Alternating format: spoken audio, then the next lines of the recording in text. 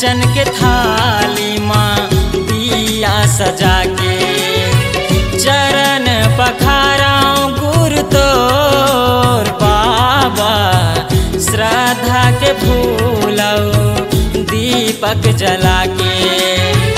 आरती उताराऊं गुरु तोर बाबा कंचन के थाली माँ दीपक सजा के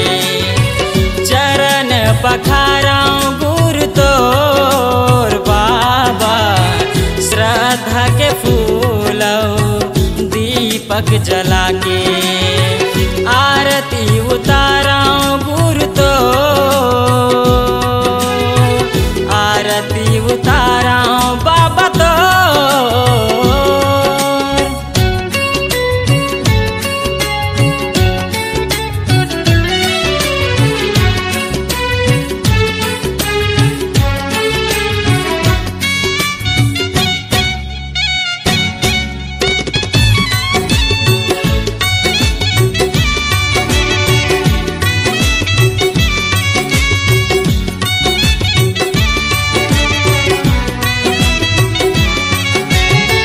गिरापुरी माँ बाबा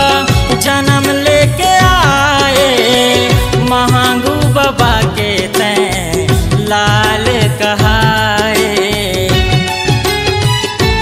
हो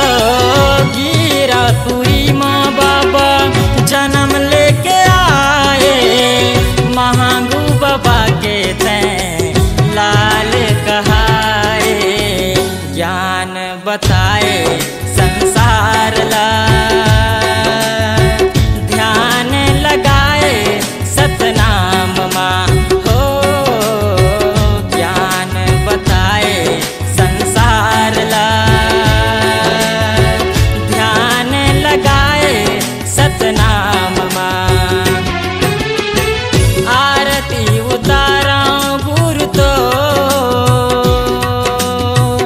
आरती उताराऊं बाबा तो।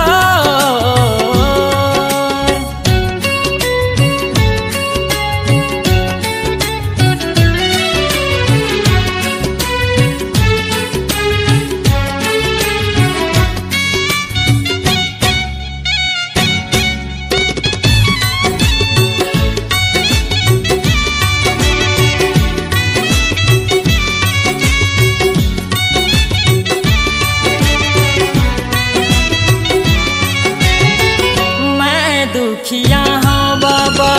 दुखला मोर सवार दे आयो तोर शरण मागुयो